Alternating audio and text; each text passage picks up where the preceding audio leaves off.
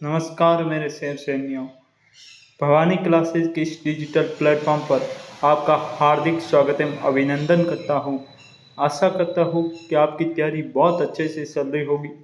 जो भी video Bhavani classes digital platform Rathore sir द्वारा आप तक पहुँचाए जा रहे हैं, उसकी सार्थकता आपके जीवन में सिद्ध हो रही होगी।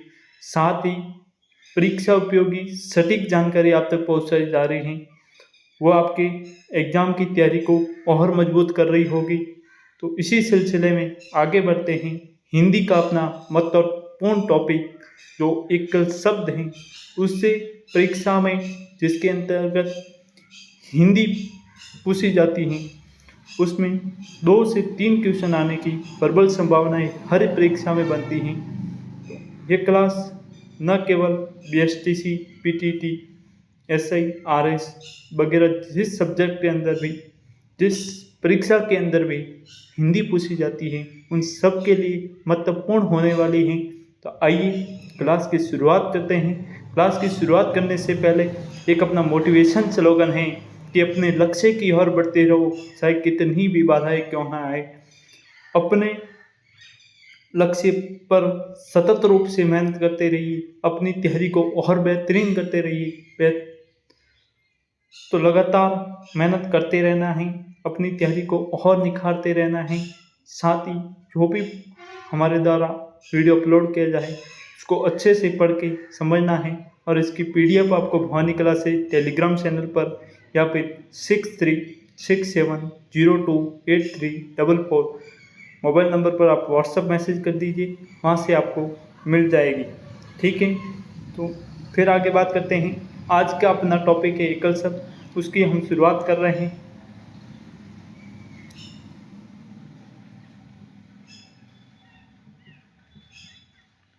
इस टॉपिक के अंतर्गत हम पिछले 23 वर्षों के अंदर जो भी एकल शब्द से संबंधित प्रश्न पूछे गए हैं या फिर उनके ऑप्शनों में से एकल शब्द को लेकर आगामी परीक्षाओं में क्या प्रश्न पूछे जाएंगे, उनके बारे में विस्तृत रूप से हम चर्चा करेंगे।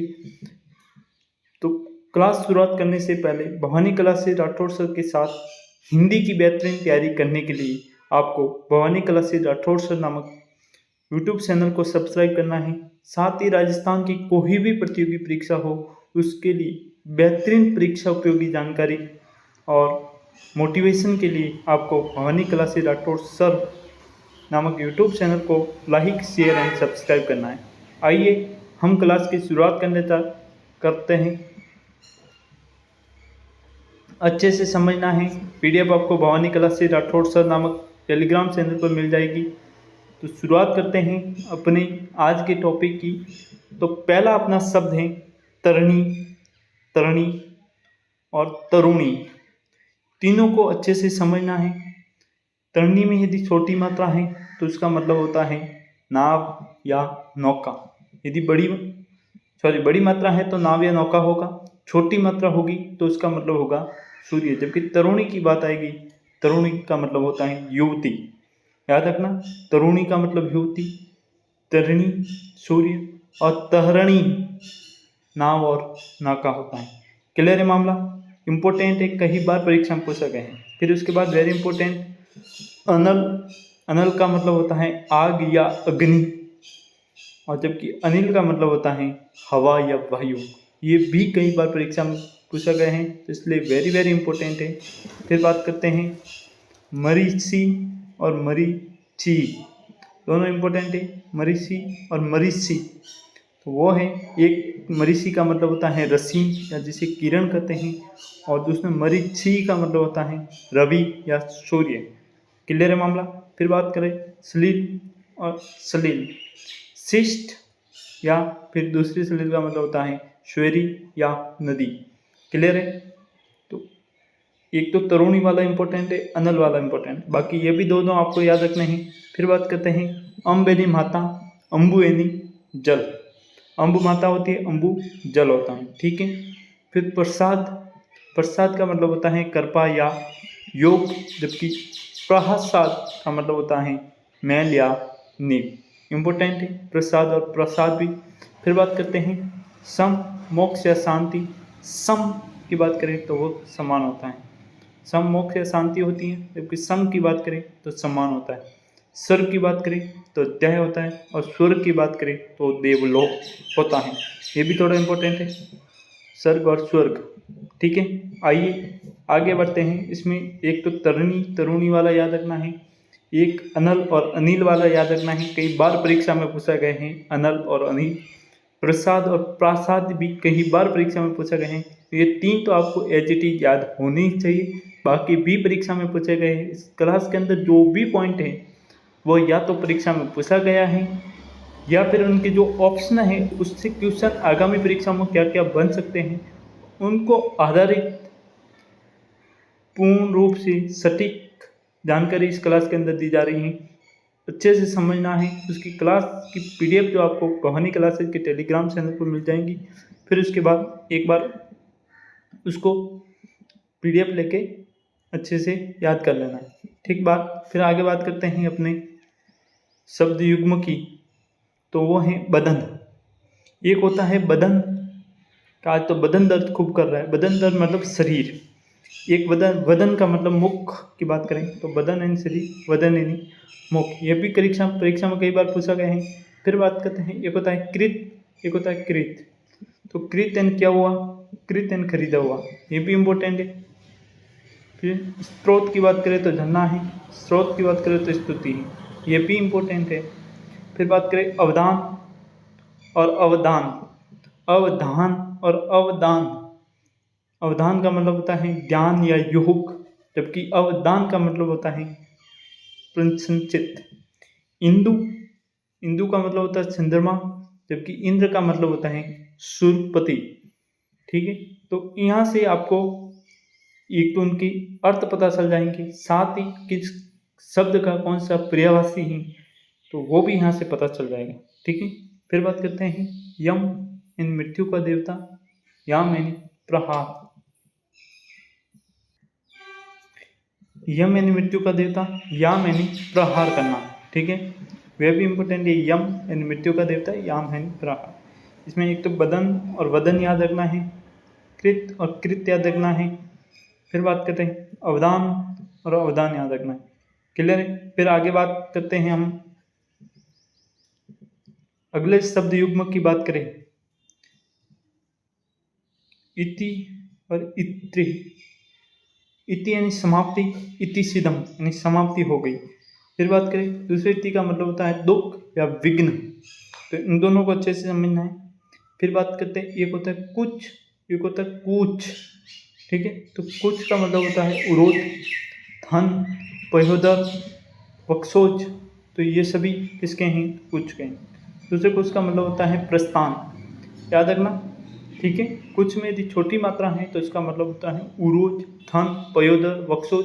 तो यहाँ से आपको पर्यायवाची भी याद हो जाएंगे कि थन के पर्यायवाची क्या हैं, तो उरोज है, पयोदर है, वक्षोज है, कुछ है, ये थन के पर्यायवाची भी हैं। और यहाँ से आपको शब्द युग्म भी साथ में याद हो जाएंगे। कुछ मतलब प्रस्थान करना। अब्ज और अब्ध, यदि अम्बु जल का पर्यायवाची है तो यदि आप जल के पर्यायवाची के पीछे यदि ज जोड़ देते हैं तो कमल के पर्यायवाची बन जाएंगे, और यदि आप जल के पर्यायवाची के पीछे द जोड़ देते हैं तो वो बादल के पर्यायवाची हो जाएंगे। तो यहाँ से आपको याद रखना है अब्ज यानी कमल, अब्द यानी बादल। फिर बात करते हैं ग्रंथ, ग्रंथि और ग्रंथि। तो ग्रंथ यानी किताब, ग्रंथि में यदि बड़ी मात्रा है तो सिख गुरु होता है, और ग्रंथि में यदि छोटी मात्रा है तो वो गांठ होती है। क्लियर मामला, इंपॉर्टेंट है, वेरी वेरी इंपॉर्टेंट है ग्रंथ और ग्रंथि वाला। ग्रंथ यानी किताब, ग्रंथि में यदि बड़ी मात्रा है तो सिख गुरु होगा, जबकि ग्रंथि में यदि छोटी मात्रा है तो गांठ होगा। याद रखना, बार बार परीक्षा में पूछा गया है। फिर बात करते हैं हम भवन की, तो भवन का मतलब होता है घर अपना, कि ये हमारा भवन है तो ये हमारा घर है।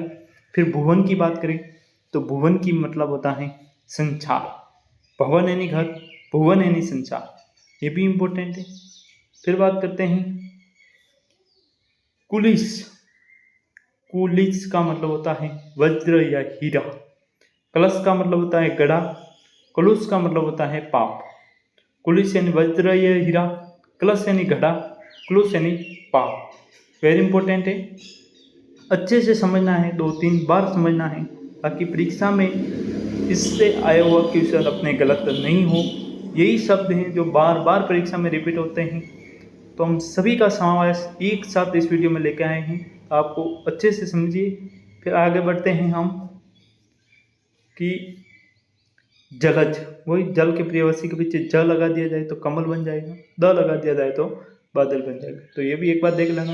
अंबुज यानी कमल, और अंबुधि, जल के पर्यायवाची के पीछे यदि धी लगा दिया जाए तो वो सागर या सरोवर का या समुद्र का या अंबुधि का, वह्योधि का, ये सभी सागर के पर्यायवाची हैं। सागर, सरोवर, अंबुधि, पयोधि, वह्योधि, तो ये सभी सागर के पर्यायवाची हैं। तो यहाँ से याद रखना है। फिर वेरी इंपॉर्टेंट है प्रमाण, प्रमाण, परिमाण और परिणाम। इंपॉर्टेंट है तीनों से कि प्रमाण सहित बताइए, मतलब सबूतों के साथ बताइए किसमें क्या गलतियां हैं। सबूत पेश कीजिए तो प्रमाण पेश कीजिए तो सबूत। फिर परिमाण यानी मात्रा कितनी है, तो वो हो गई परिमाण। फिर परिणाम की बात आएगी तो परिणाम का मतलब होता है आपका 10th का परिणाम की तरह, तो आपके परिणाम या नतीजा की तरह, तो वो हो गया अपना परिणाम। यहाँ तक क्लियर है। फिर बात करते हैं अविलंब या अवलंब। अविलंब यानी कि हम थोड़ी देर रुक नहीं सकते, अब विलंब नहीं कर सकते। विलंब, अविलंब यानी मतलब शीघ्रता, शीघ्र होना। अवलंब यानी किसी का अवलंब या सहारा बनना का मतलब हो जाएगा। तो अविलंब यानी शीघ्र, अवलंब यानी सहारा। फिर बात करते हैं आगे आकर। आकर का मतलब होता है खान। फिर बात करते हैं आकार का, तो आकार का तो रूप या बनावट होता है कि इसका आकार कैसा है, तो इसके आकार या रूप या बनावट कैसी है। अकर, अकर मतलब जो न करने की योग्य हो वो अकर। सुकर मतलब अच्छा कार्य, दुकर मतलब बुरा कार्य। तो ये चीज़ें बार बार पढ़ोगे तो अच्छे से हिंदी समझ में आ जाएगी। तो आकर मतलब खान, आकार मतलब रूप या बनावट, और अकर न करने की योग्य कार्य, वो हो गया अकर। फिर बात करते हैं वेरी इंपॉर्टेंट है अनिष्ट। अनिष्ट और अनिष्ठ। अनिष्ट का मतलब होता है बुरा या अनर्थ। बुरा या अनर्थ का मतलब होता है अनिष्ट, जबकि अनिष्ठ का मतलब होता है निष्ठाहीन। अ एक नकारात्मक प्रस्तुत करता है, नकारात्मकता के लिए अ का यूज होता है।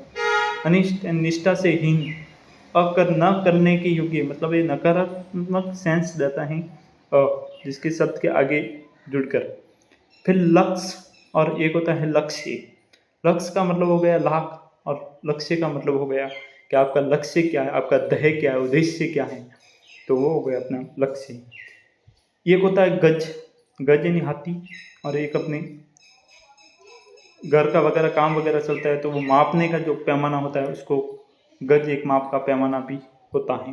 तो गज यानी हाथी, गज यानी माप का पैमाना भी होता है। फिर बात करते हैं कुंतल और कुंडल। कुंतल यानी केस, केस, बाल। कुंतल हो गया केस का पर्यायवाची, कुंतल केस के लिए प्रयुक्त होता है, जबकि कुंडल कर्णाभूषण होता है, कानों में कुंडल पहने हुए हैं तो वो कर्णाभूषण होते हैं कुंडल। एक होता है कूल, वेरी इंपॉर्टेंट है।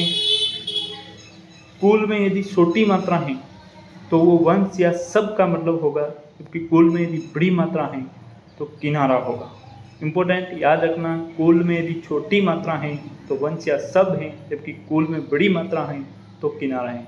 कई बार परीक्षा में पूछा गया है, कन्फ्यूजन होता है, तो जिन शब्दों के ऊपर स्टार मार्क लगे हैं उनको तो एज इट इज याद रखना है, ठीक है। बाकी सबको याद रखना है, परीक्षा में कहीं ना कहीं पूछे गए हैं या पूछे जाएंगे। अभिज्ञ, अभिज्ञ यानी जानकार, अभिज्ञ यानी अनजान या मूर्ख। अभिज्ञ यानी जानकार हो गया, जबकि अभिज्ञ यानी अनजान या मूर्ख हो गया। यहाँ तक क्लियर है। फिर वेरी वेरी इंपॉर्टेंट है अपना कर्तज्ञ और कृतज्ञ।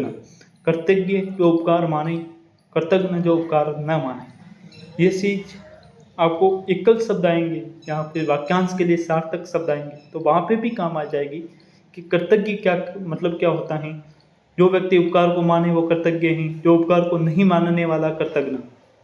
ठीक है, तो एक होता है अंश, एक होता है अंश। ठीक है, अंश यानी कंधा और अंश यानी इच्छा या अपना भाग कितना है कि इसमें कितना अंश है, तो वो है इसमें भाग। अंश यानी कंधा, जबकि अंश यानी भाग या इच्छा। छात्र,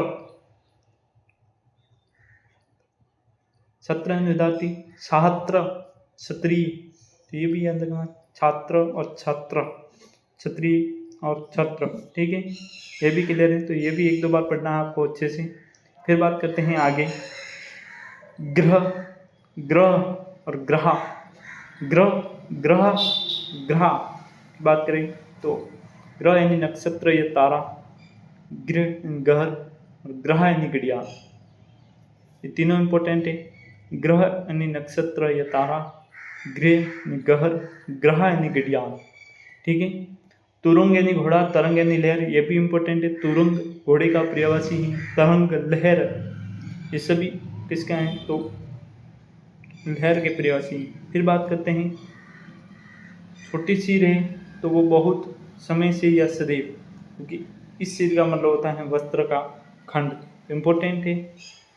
जरठ, जरठ का मतलब होता है बूढ़ा, जबकि जठर का बात करेंगे तो जठर का मतलब होता है पेट की अंगनी। जरठ मतलब बूढ़ा, जठर का मतलब होता है पेट की अंगनी, अग्नि। ठीक है, फिर बात करते हैं अपने कोष वाला भी इम्पोर्टेंट है, परीक्षा में कई बार पूछा गया है। तो कोष यानी खजाना। फिर हम बात करते हैं शब्दों का संग्रह या शब्दकोश की बात आएगी, तो वो अपना हो गया शब्दों का संग्रह। फिर कोष, ये दूरी के लिए प्रयुक्त होता है, दूरी का पैमाना होता है कि कितने कोष दूर हैं, तो वो हो गया अपना कोष। तो इन तीनों को अच्छे से समझना है। एक होता है मात्र यानी केवल, एक होता है मातृ, मात्रा यानी माता, तो ये भी समझना है। मात्र यानी केवल, मातृ यानी माता के लिए प्रयुक्त होता है। फिर बात करता है अन्न और अन्य। अन्न यानी अनाज के लिए प्रयुक्त होता है अन्न। फिर बात करते हैं अन्य के लिए की बात करें तो अन्य के लिए दूसरा या इसके अतिरिक्त के लिए यह लगता है कि अन्न यानी अनाज होता है। अज यानी ईश्वर, अज का मतलब ईश्वर होता है, जबकि अजा का मतलब होता है बकरा या बकरी के लिए प्रयुक्त शब्द होता है अजा। यहाँ तक क्लियर, तो इसमें कोई दिक्कत नहीं होनी चाहिए। अभय, जिसको भय नहीं लगता वो हो गया अभय। वह व्यक्ति जिसे भय नहीं लगता है वो अभय व्यक्ति। जिसको उभय यानी दोनों में, ये इस चीज़ में भी शामिल है, ये उस चीज़ में भी शामिल है, तो वो उभय वस्तु हो गई, तो दोनों में शामिल हो जाती हैं वो उभय। फिर की बात करें, छोटा द्वीप है तो हाथी है, बड़ा द्वीप है तो टापू है। ठीक है, द्वीप और द्वीप, छोटा द्वीप है तो हाथी, बड़ा द्वीप है तो टापू। आहूत, आहूत की बात करें तो हवन सामग्री। कौन सी सामग्री, आहूत यानी हवन सामग्री। यदि आहूत में हू छोटा है तो वो हवन सामग्री हो जाएगी। आहूत में यदि हू बड़ा है तो बुलाना होगा। विधानसभा का सत्र आहूत किया गया, मतलब विधानसभा के सत्र के लिए एक बैठक बुलाई गई, उसके लिए आहूत शब्द का प्रयोग होता है। उदार की बात करें तो उदार का मतलब होता है दानशील, उदार का मतलब होता है दयालु, तो दानशील और दयालु के लिए उदार शब्द का प्रयोग किए जाते हैं। फिर बात करते हैं आगे, पशु, पांचु और पण। पशु यानी जानवर, पांचु यानी रेत या पण यानी मूल्य, तो ये भी इम्पोर्टेंट है, पशु, पांचु और पण। फिर अवधि, अवधि भी कई बार परीक्षा में पूछा गए हैं कि अवधि में यदि धी छोटी है तो वो समय सीमा की बात करेगी कि कितनी अवधि है, परीक्षा में, परीक्षा के लिए कितनी अवधि शेष रही, परीक्षा के लिए कितनी अवधि शेष हुई, तो वो एक समय सीमा का निर्धारण हो गया। और अवधि एक भाषा भी है। ठीक है, फिर बात करते हैं अली में, यदि अली छोटी है, अली में यदि अली छोटी है तो वो भ्रमर या बोहरा हो जाएगी। जो अली बड़ी है तो सखी, साथी, सहसरी, ये सभी सखी के पर्यायवाची हैं, सखी, साथी, सहसरी, तो वो हो जाएगा। तो अली, और ये भी इम्पोर्टेंट है, वेरी इंपॉर्टेंट है, कई बार परीक्षा में पूछा गया है। अविराम और अभिराम, इम्पोर्टेंट है। अविराम यानी बिना रुके, निरंतर, लगातार, अविराम यानी बिना रुके, बिना विराम लिए। अभिराम यानी सुंदर, अभिराम यानी सुंदर, तो ये भी क्लियर है। वृण और व्रण, वृण और व्रण की बात करें तो वृण यानी घाव, व्रण यानी रंग। शिरा और शिरा, शिरा यानी नाड़ी, धमनी ही, धमनी और शिरा हमने पढ़ी होगी साइंस में, तो वो शिरा यानी नाड़ी। और शिरा यानी किसी भी वस्तु का ये आखिरी सिरा, इस पेन का आखिरी सिरा कौन सा है, तो ये सिरा, मतलब उसका आखिरी छोर, अगला सिरा और पिछला सिरा, तो मतलब आखिरी पॉइंट होगा वो होगा सिरा। फिर वस्तु की बात करें, वस्तु यानी पदार्थ, और एक होता है वास्तु, वास्तु यानी भवन होता है, वास्तु, वास्तु यानी भवन, ठीक है, वास्तु यानी भवन। फिर बात करते हैं मेल यानी एकता, मेल कि मेल जोल करवाना, ये मेल का मतलब हो गया था एकता, जबकि मेल पर यदि डबल मात्रा हो जाए तो इसका मतलब होता है गंदगी। इसके शरीर पर कितना मेल है, तो इसके शरीर पर कितनी गंदगी है, गंदगी के लिए मेल पर मेल आएगा, क्योंकि मेल यानी एकता, जुड़ाव की बात आएगी तो वो मेल हो जाएगा, ठीक है। फिर आगे बात करते हैं हम मल यानी मेल या गंदगी हो गई, जबकि मल में यदि आदर शब्द आए तो मल यानी पैलवा हो जाएगा। दर्शन, दर्शन यानी रात, दर्शन यानी रात, जबकि दर्शन यानी अवलोकन करना, कि देवताओं का दर्शन करना है तो इसका अवलोकन करना की बात आएगी तो वो हो जाएगा दर्शन। जक, जक का मतलब सनक, और जस की बात आएगी तब मछली याद है, इंपॉर्टेंट है जक और जस, वेरी इंपॉर्टेंट। प्रणय और परिणय, प्रणय यानी प्रेम करना, जबकि प्रणय यानी विवाह के बंधन में बंध जाना, प्रणय और प्रणय, प्रणय यानी प्रेम और प्रणय यानी विवाह की विवाह। एक होता है रंजक, एक होता है रजक। रंजक यानी चित्रकार, इंपॉर्टेंट है, रजक यानी क्या हो गया, चित्रकार, जबकि रजक, रंजक यानी चित्रकार, जबकि रजक यानी धोबी। क्लियर है मामला, रजक, रंजक और रजक का। फिर बात करते हैं सूती, सूती में यदि ती छोटी है तो उसका मतलब हो जाएगा प्रसव, जबकि ती बड़ी है तो सूत का बना हुआ वस्त्र या सूत का कपड़ा जो भी है तो वो हो गई सूती, ठीक है, क्लियर है। फिर आगे बात करते हैं हम निर्जर और निजर। निर्जर यानी जरना, ज से याद रखना, ये ज से जरना, यदि निर्जर में ज से झंडा वाला आए तो ज से जरना याद रखना, और ज से जहाज वाला आए तो देवता याद रखना।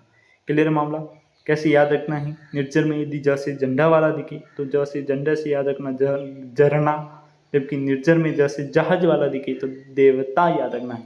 आपको सरल लैंग्वेज में आपको याद रहे उस हिसाब से आपको पढ़ना है, उस समय आपको उस हिसाब से अपनी फिटिंग बिठानी है, क्या हमको इस शब्द से हम उसको संबंधित करके परीक्षा में क्वेश्चन हल कर सकते हैं। तो जैसे निर्जर इसमें जैसे झंडा वाला आ रहा है तो जैसे झंडे से याद रखना चढ़ना है।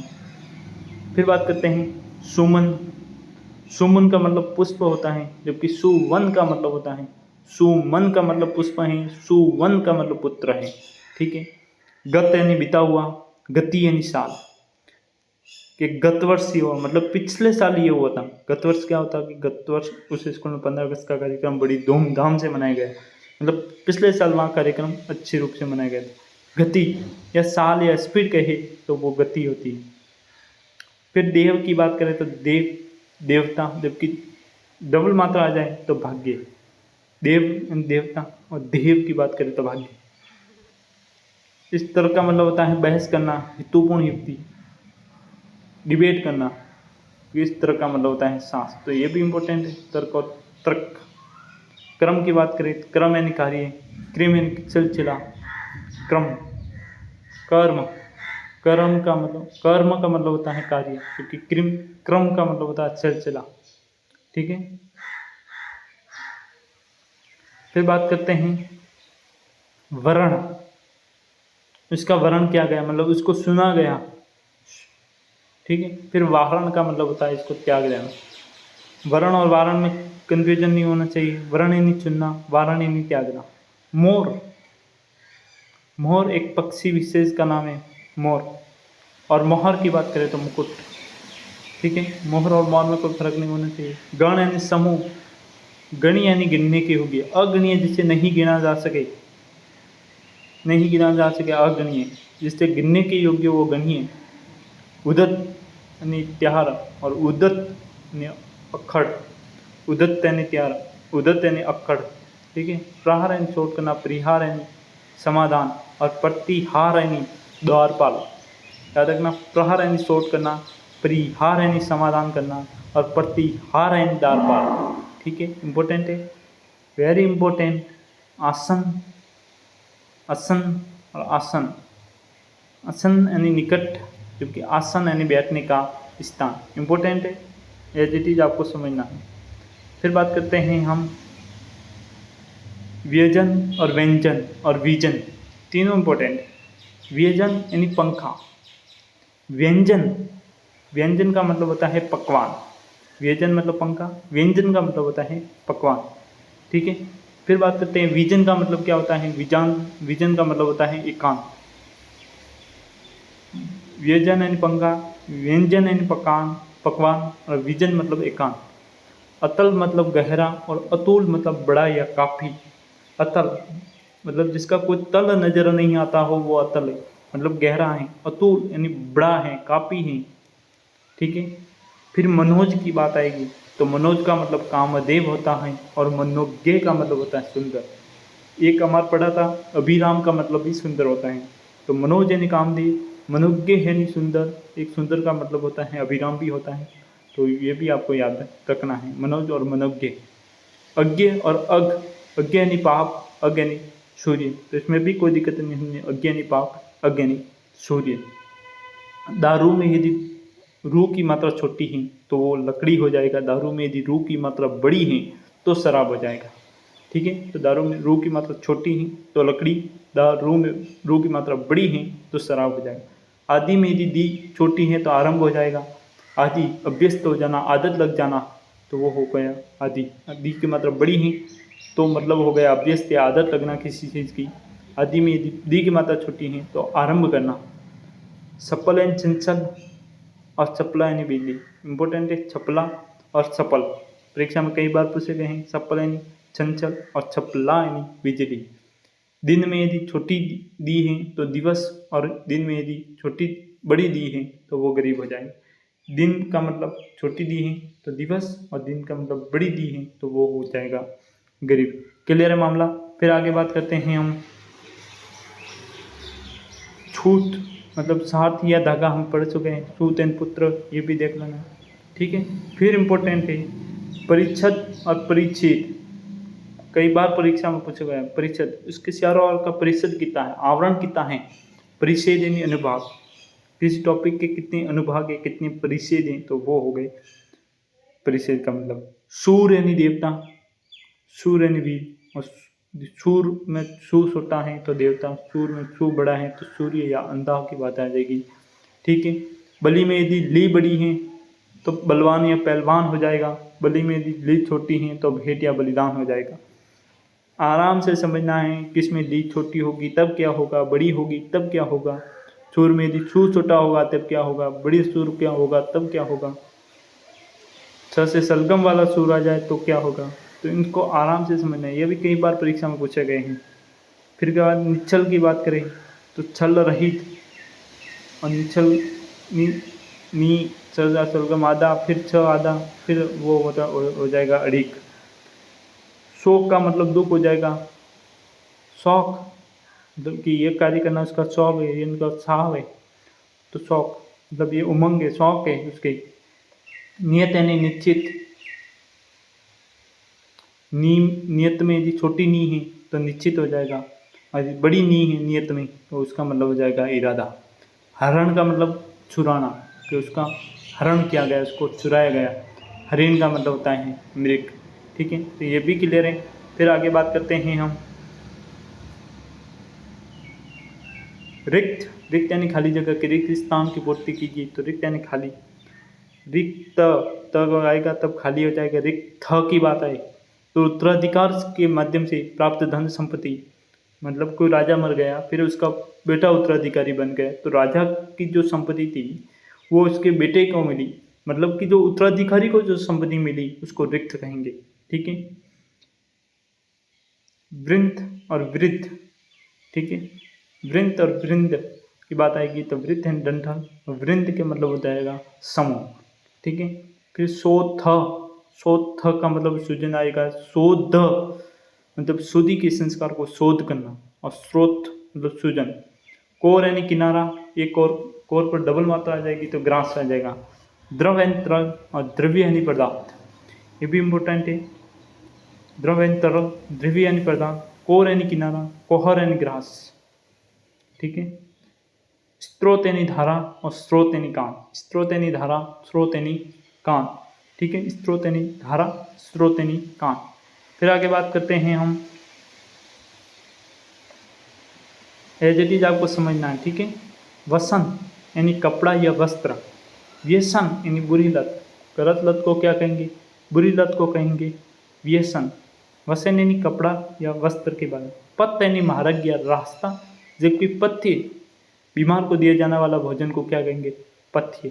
इंपॉर्टेंट है, वाक्यांश के लिए जब सार्थक शब्द पढ़ेंगे तो उसमें आएगा कि बीमार को दिया जाने वाला भोजन कौन सा है, तो वो पथ्य करना है आपको। ठीक है, तो यहाँ से दोनों चीज़ क्लियर होनी चाहिए कि पथ्य का मतलब होता है बीमार को दिया जाने वाला भोजन, जो पर्यायवाची में भी पूछा जा सकता है, शब्द युग्म में भी पूछा जा सकता है।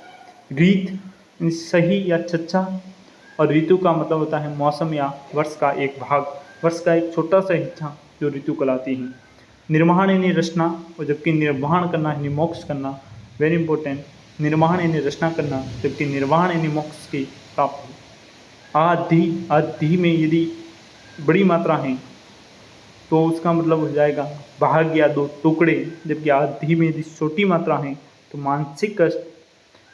आधि मानसिक कष्ट हैं तो व्याधि शारीरिक कष्ट हैं, इंपॉर्टेंट है। आधि मानसिक कष्ट, व्याधि शारीरिक कष्ट, और आधि में यदि धी की बड़ी मात्रा है तो भाग या दो टुकड़े।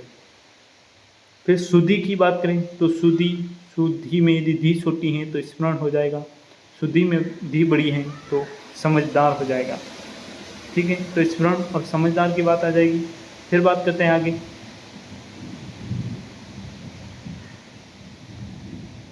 प्रेक्षक, प्रेक्षक यानी देखने वाला, जबकि प्रेषक यानी भेजने वाला।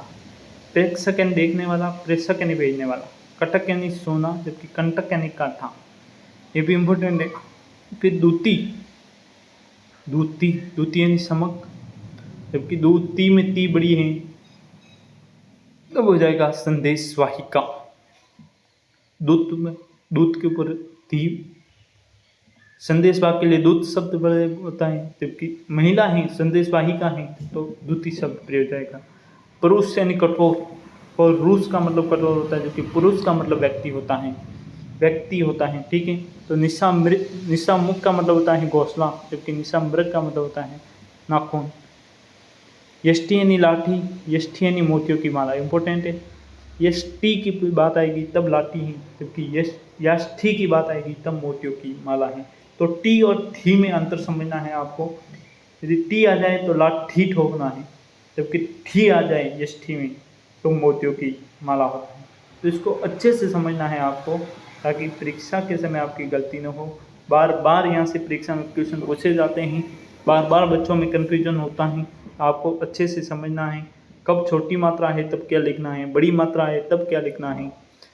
सेम सेम शब्द हैं, थोड़ा सा हल्का सा अंतर है, उस अंतर को आपको सटीकता से पकड़ना है, समझना है, ताकि परीक्षा में कोई क्वेश्चन करते वक्त गड़बड़ न हो, अपने नंबर पढ़ने के बावजूद भी न जाए, उसका आपको विशेष ध्यान देना है। फिर बात करते हैं अश्व की। अश्व यानी घोड़ा, क्योंकि असम यानी पत्थर, अश्व यानी घोड़ा, असम यानी पत्थर। फिर बात करते हैं प्रवाह, किसको कोई परवाह ही नहीं है, बेफिक्र आदमी है, मतलब फिक्र रहित हैं, इसको कोई किसी चीज़ की फिक्र ही नहीं है। प्रवाह की बात करें, बहना या धारा, इसका धारा प्रवाह इस तरफ है, ठीक है, तो वो प्रवाह हो जाएगा। सर्वथा, सर्वथा मतलब सब तरह से, जबकि सर्वदा, दा का मतलब सर्व, सदैव या हमेशा के लिए, सर्वदा, और सर्वथा यानी सब तरफ से। शर्म यानी कोई व्यक्ति अपनी श्रम सीमा तक पहुंच गया, मतलब अंतिम छोर तक पहुंच गया, ठीक है, जबकि श्रम यानी समड़ा होता है, ठीक है। फिर बात करते हैं पट यानी वस्त्र, और पटु यानी किसी भी चीज़ में वो पटु हो गया, मतलब उस चीज़ में वो निपुण हो गया। आलोक यानी चहल पहल, आलोक मतलब चहल पहल होती रहती है, घर में आलोक होता रहता है, मतलब चिल्लाहट हो जाती है, चहल पहल होती रहती है। कि आलोक की बात करें तो आलोक का मतलब अंधेरा होता है, ठीक है। पृष्ठ और पृष्ठ दोनों में इम्पोर्टेंट है, पृष्ठ और पृष्ठ, ठ से याद रखना, ठ से, और पीठ में भी ठ है, पृष्ठ में भी ठ है, तो पृष्ठ का पीठ, पृष्ठ मतलब पुसा हुआ, ठीक है। पास यानी फंदा, पास यानी निकट, पांच यानी फंदा, पास यानी निकट, ठीक है। यहाँ तक क्लियर है। फिर आगे बात करते हैं हम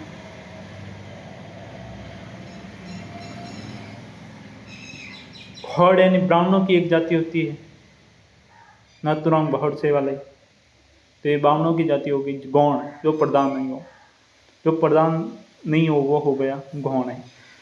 कि पवन का मतलब वायु और पावन का मतलब पवित्र होता है, इंपॉर्टेंट है। पवन यानी वायु, पावन यानी पवित्र।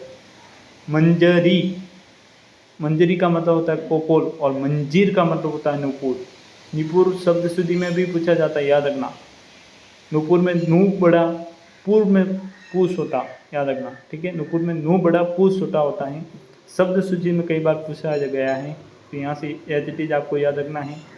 कृति यानी रचना, यदि कृति में ती छोटी है तब रचना होगा, तो कृति में यदि बड़ी है तो रचना कार्य निपुण होगा, ठीक है। ये आपको समझना है, छोटे छोटे अंतर हैं, उन अंतरों को समझना है ताकि परीक्षा में कोई भी सवाल गलत नहीं हो। चरित्र, इस व्यक्ति का चरित्र कैसा है, इस व्यक्ति का चरित्र खराब है, उसका आचरण खराब है, तो वो चरित्र का मतलब हो गया आचरण। चरित्रा, त्रा का मतलब हो गया इमली का पेड़। मेघ, ग का मतलब, मेघ ग का मतलब होता है बादल, और मेहिद मतलब अज्ञे, मेघ का मतलब हो गया अज्ञे, अज्ञे, ठीक है। तो ये कंप्लीट है। फिर आगे बात करते हैं, तो इनको समझना है, बार बार पढ़ना है, ये इंपॉर्टेंट है। क्रांति इन थकावट, कांति, कांति, क्लांति और क्रांति तीनों इंपॉर्टेंट है। कांति यानी थकावट, क्लांति यानी समन, क्रांति मतलब किसी भी सोच के बदलने के लिए जो आक्रमण किए जाते हैं, जो प्रयास किए जाते हैं, मतलब जो क्रांति लाई जाती है, उसका मतलब होता है क्रांति। किसी भी पुरानी गतिविधि को बदलने के लिए, उनकी सोच को बदलने के लिए तो क्रांति लाई जाती है। फिर बात करते हैं रुख में, यदि रूख छोटा है तो पेड़, रुख में रूख बड़ा है तो किस तरफ, इसका रुख इस तरफ है। हवा का रुख किस तरफ है, तो हवा का रुख पूर्व से पश्चिम की ओर है, तो वो रुख किस तरफ है। रेचक एंड दस्तावर, रोचक एंड दिलचस्प। रेचक यानी दस्तावर, रोचक एंड दिलचस्प मतलब उसकी ये एक रोचक जानकारी, दिलचस्प जानकारी। कपीस यानी मटमेला, जबकि कपीस में पी बड़ा है तो मटमेला हो गया पी, सॉरी, कपीस में यदि पी बड़ा है तो हनुमान है, कपीस में यदि पी छोटा है तो वो हो गया मटमेला। फिर बात करते हैं इंपॉर्टेंट, अजर यानी जो बूढ़ा ना हो, ये भी एकल शब्द के में पूछा जा सकता है कि अजर जो बूढ़ा है नहीं हो। अजीर यानी जो आंगन, असीर यानी शीघ्र। अजर यानी जो बूढ़ा ना हो, अजीर यानी आंगन, अच्छीर यानी शीघ्र। अंधकार, अंधकारी यानी महादेव। भोले शंकर के लिए अंधकारी शब्द का प्रयोग किया जाता है। फिर बात करें अंधकारी में यदि री बड़ी है तो एक राग विशेष के लिए प्रयुक्त होता है। अंधकारी में यदि रू छोटी है तो माधे, अंधकारी में यदि री बड़ी है तो वो राग विशेष के लिए प्रयुक्त होता है। फिर बात करते हैं आगे, श्वेत यानी सफ़ेद, श्वेत यानी पसीना, इंपॉर्टेंट है। श्वेत यानी सफ़ेद, श्वेत यानी पसीना। कटाई और कढ़ाई, कढ़ाई और कढ़ाई में अंतर है। कढ़ाई का मतलब होता है कठोरता से, फिर कढ़ाई का मतलब होता है कसीदाकारी करना, ठीक है। असन और असनी, असन यानी भोजन, असनी यानी बिजली, ये भी इम्पोर्टेंट है। असन भोजन, असनी यानी बिजली। अर्क यानी रस, अर्क और अर्क, अर्क और अर्क, अर्क यानी सूर्य, अर्क यानी रस। आभरण, आभरण यानी आभूषण या अलंकार, जो भी आभरण का मतलब आभूषण या अलंकार होता है। जबकि आमरण की बात आएगी तो मृत्यु परंत या मरण परंत के लिए ये शब्द होगा। पानी यानी हाथ, पानी यानी जल, पानी यानी हाथ, पानी यानी जल। मतंग यानी हाथी, मतंगी यानी हाथी पर सवार व्यक्ति। मतंग यानी हाथी हो गया, और मतंगी हाथी पर जो सवार होगा वो व्यक्ति होगा मतंगी। अस्त्र, अस्त्र यानी हाथ से चलाए जाने वाले हथियार को अस्त्र कहा जाता है। इंपॉर्टेंट है, वाक्यांश के लिए एकल शब्द के लिए भी हम पूछे जा सकते हैं। तो हाथ से चलाए जाने वाले हथियारों को क्या कहा जाता है? अस्त्र।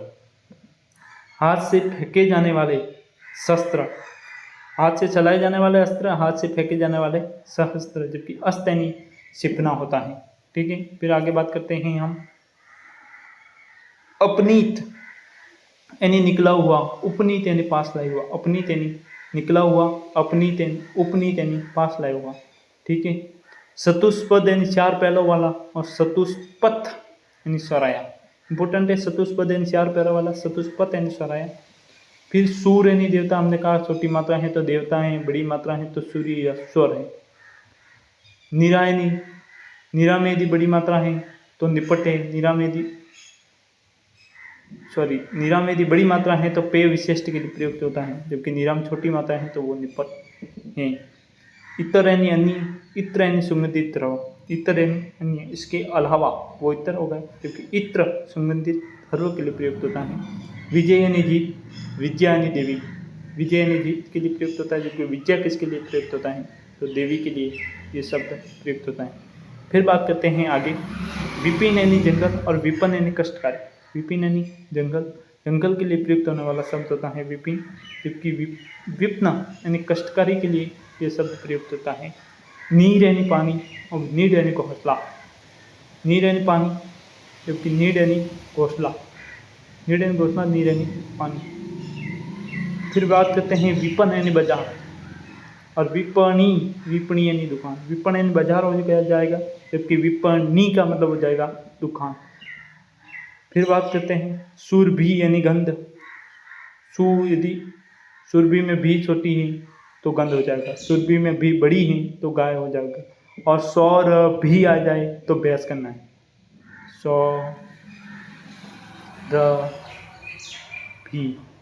सौर भी आ जाए तब बहस करना है। ठीक है,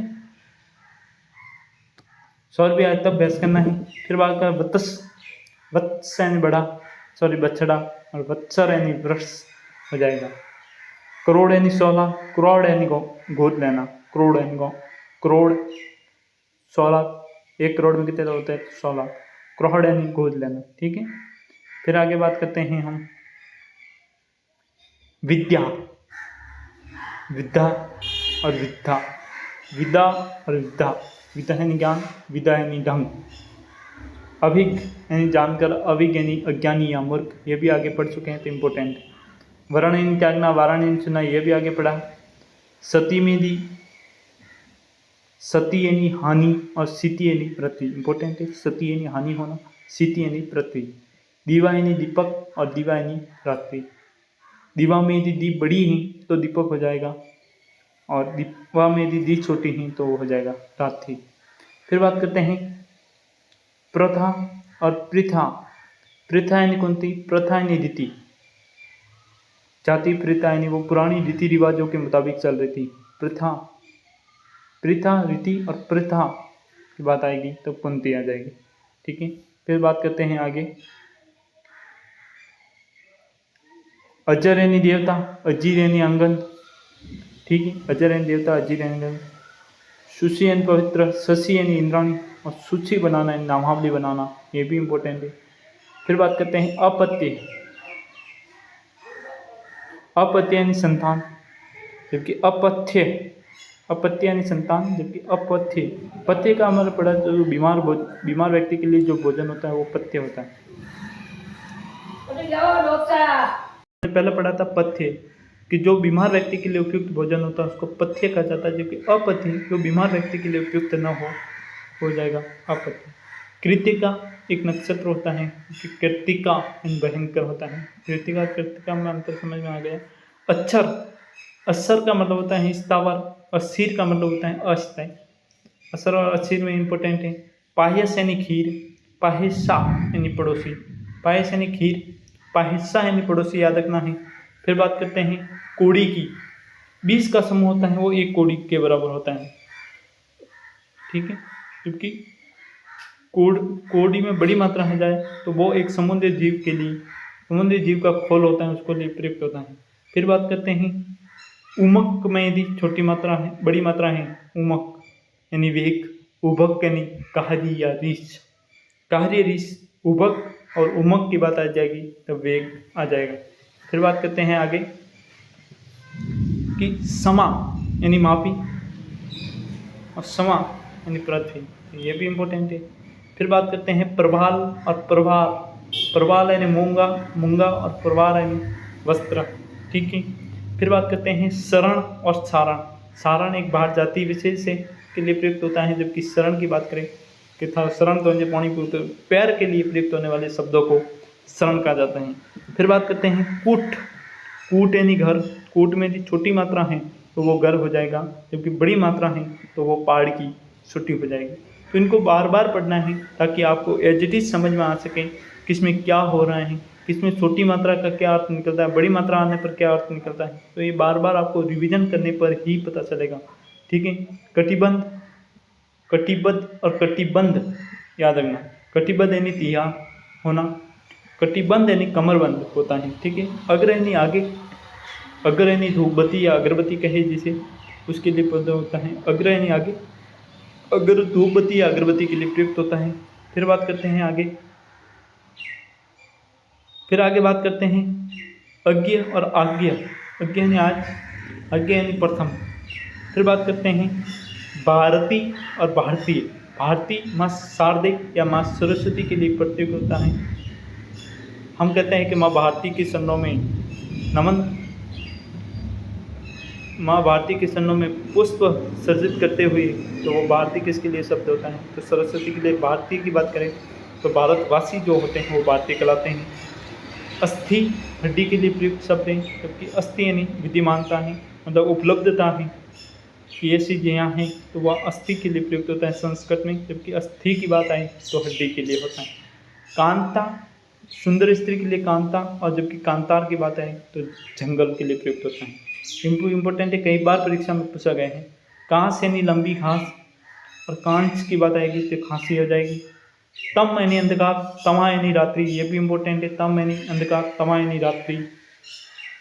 वक्र यानी तिरछा, वृक्क यानी भेड़िया, ये भी इम्पोर्टेंट है, वक्र और वृक्क। उपल यानी पत्थर, उत्पल यानी कमल, वेरी इंपॉर्टेंट, उपल यानी पत्थर, उत्पल यानी कमल।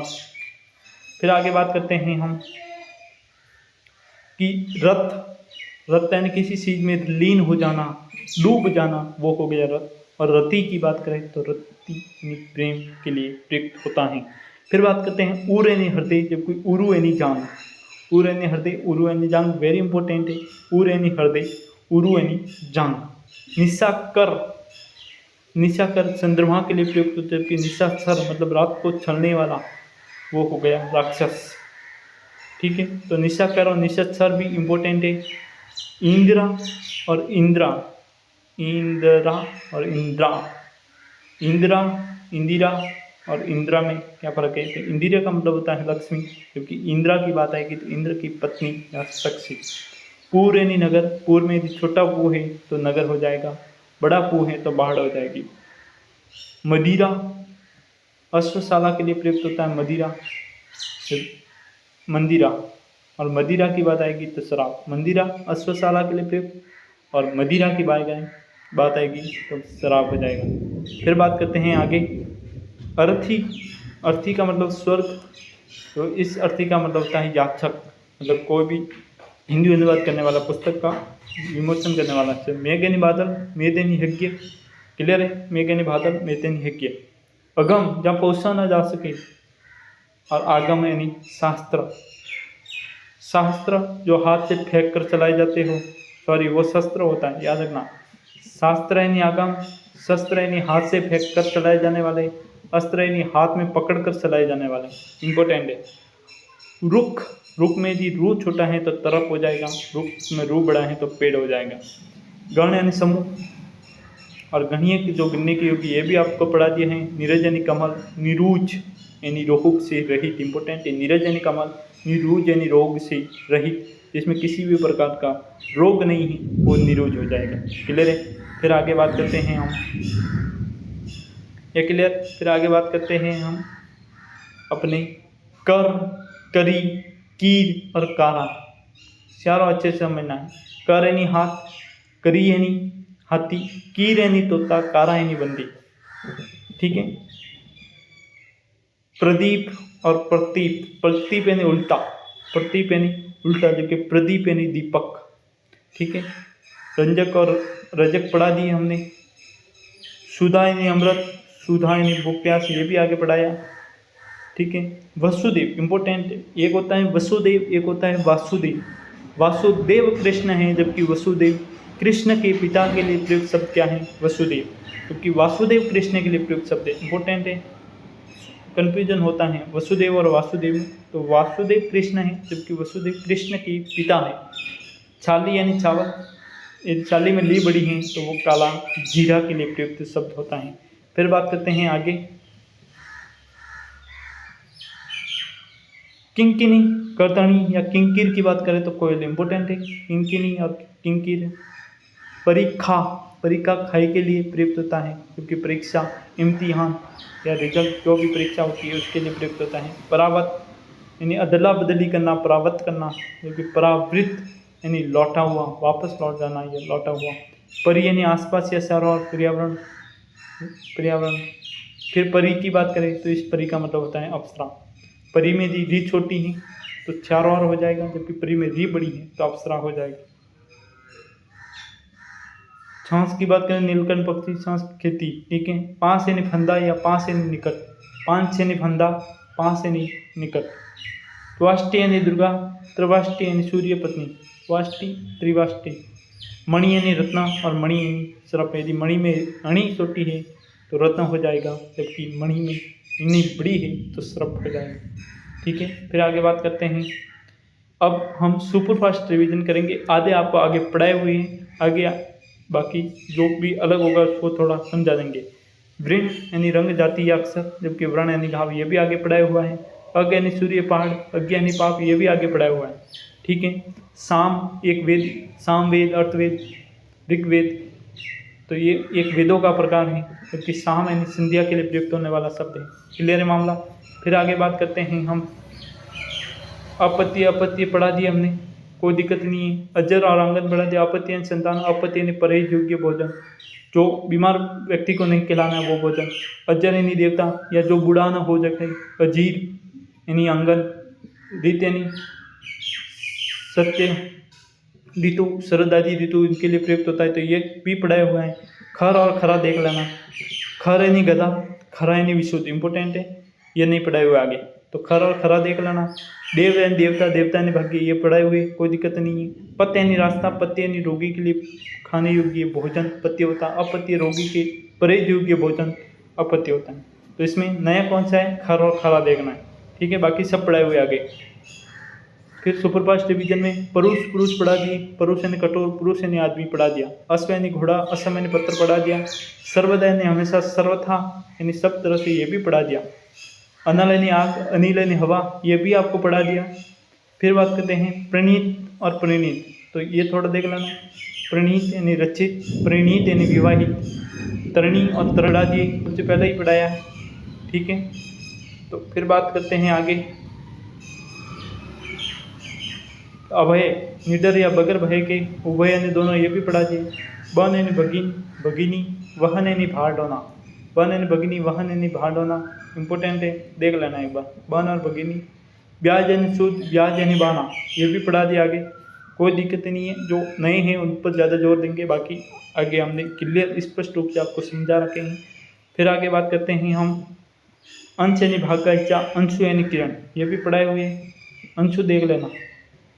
ठीक है। कलश यानी घड़ा, पुलिस यानी हीरा, पढ़ा दिया। अनुभव यानी तजुर्बा, अभिनव यानी अध्याय, इंपॉर्टेंट है। अनुभव यानी तजुर्बा, अभिनव यानी नया, इंपॉर्टेंट है, और ये हमें आगे नहीं पढ़ाया। अंश यानी कंधा, अंश यानी भाग, ये पढ़ा दिया।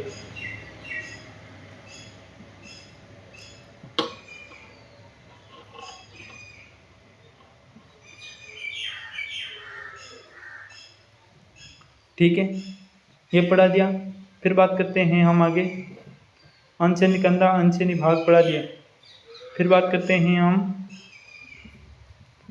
अम्ब यानी माता, अम्ब यानी जल, ये भी पढ़ा दिए, कोई दिक्कत नहीं है, ये थोड़ा देख लेना। दंश यानी रचना या सूबना, दंश। दस यानी 10 की संख्या के लिए प्रयुक्त होता है। आरती, आरती और आरती के लिए प्रयुक्त विराम और निराजन।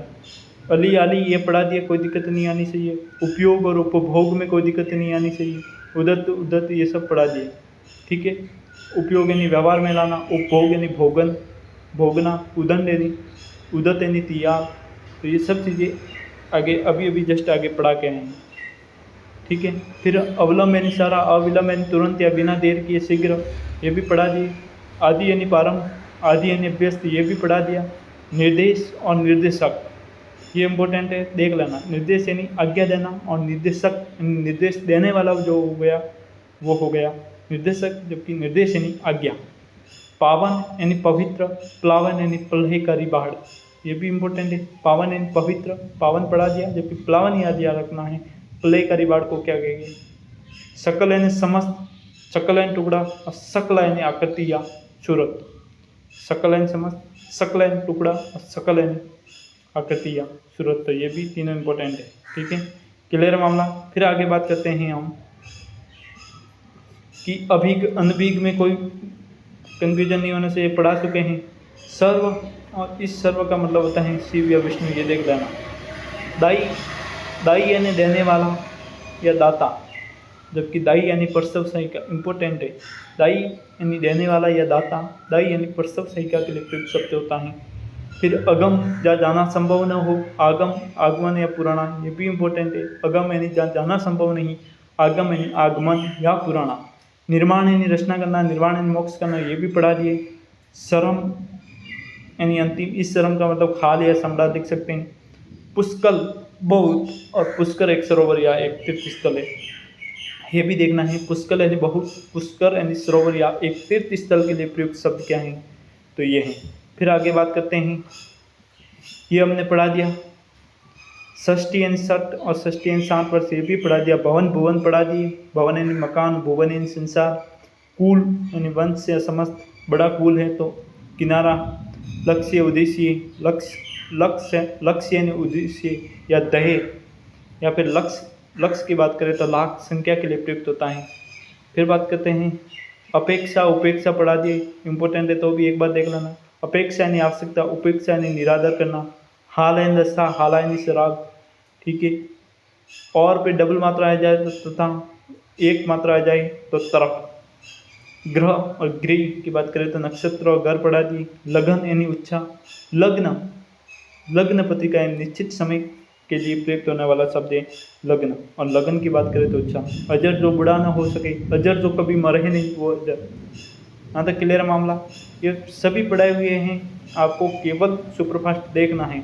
आदि मानसिक पीड़ा, व्याधि शारीरिक पीड़ा पढ़ा चुके हैं, कोई दिक्कत नहीं आनी चाहिए। पतन यानी गिरावट, पतना यानी नगर, ये भी देख लेना। पतन यानी गिरावट, पतना यानी नगर। संप्रति यानी अब, संप्राप्ति यानी प्राप्त होना, संप्रति यानी अब, संप्राप्ति यानी प्राप्त होना।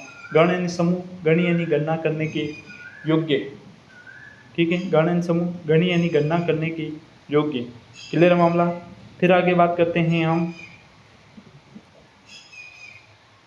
कंगाल यानी निर्धन, कंकाल यानी अस्थि पंजर, कंगाल यानी निर्धन, कंकाल यानी अस्थि पंजर। कृतज्ञ, उपकार मानने वाला, कृतज्ञ, उपकार न मानने वाला। कृतज्ञ और कृतज्ञ में कन्फ्यूजन नहीं होना चाहिए, ये भी पढ़ाया हुआ है, ये इंपॉर्टेंट है। कंगाल यानी निर्धन, कंकाल यानी अस्थि पंजर। अभिक, अभिक में कोई दिक्कत, अभिक यानी जानकर, अभिक यानी मूर्ख। मोर एक पक्षी विशेष, मोर पर डबल मात्रा आ जाए तो मुकुट। हंस यानी हंसना, हंस, हंस और हंसना, हंस का मतलब हंसना, और हंस एक पक्षी विशेष के लिए प्रयुक्त होता है। यहाँ तक क्लियर है। फिर आगे बात करते हैं कृत यानी रचना, कृति यानी सतुर करने वाला, ये भी इम्पोर्टेंट है। कटिबंध त्यार, कटिबंध यानी कमर का एक आभूषण, कटिबंध यानी त्यार, कटिबंध यानी कमर का एक आभूषण, या एक भौगोलिक क्षेत्र विशेष के लिए प्रयुक्त होता है। ये उष्ण कटिबंध क्षेत्र है तो वो भौगोलिक क्षेत्र के लिए प्रयुक्त होता है। भित्ति यानी दीवार, और भित्ति यानी डर, भित्ति दीवार, भित्ति यानी डर। विख्यात यानी प्रसिद्ध, विज्ञात यानी विशेष रूप से जानता हो, वो विज्ञाता अजीर यानी आंगन, असीर यानी शीघ्र। तो अजीर असीर ये भी पढ़ा चुके हैं।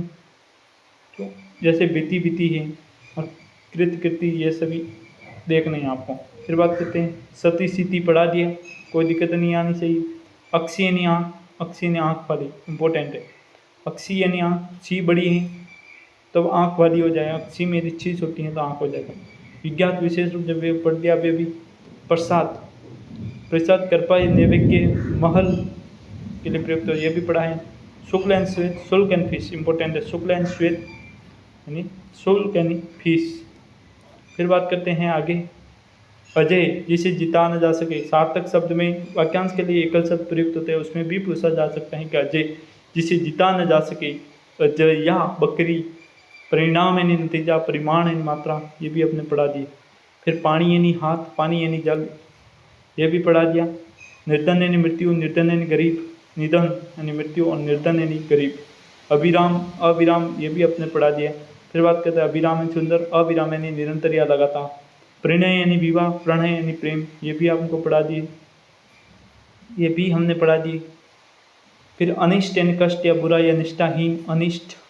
आभरण यानी मृत्यु तक, आभरण यानी आभूषण या अलंकार। आहार यानी भोजन, उपहार यानी भेंट करना, ये भी हमको पढ़ा दिए। ठीक है, ये थी आज की क्लास। आशा करते हैं कि आपको थोड़ी सी क्लास समझ में आ गई होगी। ये रटने वाली चीज़ें हैं, बार बार देखना पड़ेगा तभी आपको याद होगी। कम से कम इस क्लास को 2 से 3 बार देखना है। फिर भवानी क्लासेस के टेलीग्राम चैनल से आपको PDF मिल जाएगी, वहाँ से आपको एक बार रिटर्न प्रैक्टिस करनी है ताकि ये टॉपिक कंठस्थ हो जाए। परीक्षा में 2 से 3 क्वेश्चन आने की प्रबल संभावनाएं बनती हैं। जिस परीक्षा के अंदर हिंदी आती है उसमें ये टॉपिक सदैव आता है, तो ये टॉपिक अच्छे से समझना है। परीक्षा के लिए बहुत ही महत्वपूर्ण टॉपिक है और इस क्लास से बाहर ये कभी प्रश्न नहीं जाएगा, ये हमारा वादा है आपसे। तो इस क्लास को अधिक से अधिक लोगों तक शेयर कीजिए, लाइक कीजिए, चैनल को सब्सक्राइब कीजिए ताकि जो भी वीडियो हम अपलोड करें उसका नोटिफिकेशन आपको मिलता रहे। आशा करते हैं कि ये क्लास आपको बहुत ही अच्छी लगी होगी, समझ में आ रही होगी। हमारे द्वारा दी गई सटीक ज्ञान वर्धक डाटा आपकी परीक्षा उपयोगी सिद्ध होगी, ये हमारी गारंटी है। तो इस संपूर्ण क्लास की PDF प्राप्त करने के लिए आप Bhavani classes Rathore sir YouTube channel के डिस्क्रिप्शन में जाकर एक टेलीग्राम की लिंक पिन की गई है, उस लिंक से आप टेलीग्राम से जुड़ सकते हैं। यहाँ पर 6367028344 पर व्हाट्सएप मैसेज कर सकते हैं। ठीक है, तो वहाँ से आप जुड़ सकते हैं। भवानी क्लासेस के टेलीग्राम चैनल से जुड़ना चाहो तो भवानी क्लासेस यूट्यूब चैनल के डिस्क्रिप्शन में टेलीग्राम चैनल की लिंक दे रखी है, वहाँ से जुड़ जाइए। फिर बात करते हैं कि थैंक यू सो मच इस क्लास को पूरी देखने के लिए। भवानी क्लासेस राठौड़ सर नामक इस चैनल को इतना प्यार और लगाव देने के लिए आपका बहुत बहुत धन्यवाद भवानी क्लासेस की टीम ज्ञापित करती हैं। यदि आज की क्लास अच्छी लगी हो तो क्लास में लाइक, कमेंट, शेयर कीजिए और लगातार परीक्षा उपयोगी महत्वपूर्ण, सटीक एवं गुणवत्ता युक्त जानकारी पाने के लिए आप इस YouTube चैनल को सब्सक्राइब कीजिए। हिंदी ही नहीं बाकी राजस्थान की सभी महत्वपूर्ण प्रतियोगी परीक्षाओं के लिए ये चैनल आपके साथ तत्पर हैं, आपकी सहायता के लिए तत्पर हैं। तो जुड़िए इस चैनल से और अधिक से अधिक लोगों तक जोड़िए, अधिक से अधिक लोगों को इस चैनल से जोड़िए ताकि हम जो भी डाटा रहे उसकी सार्थकता प्रतियोगी परीक्षार्थियों के जीवन में सिद्ध हो सके। जय हिंद, जय भारत।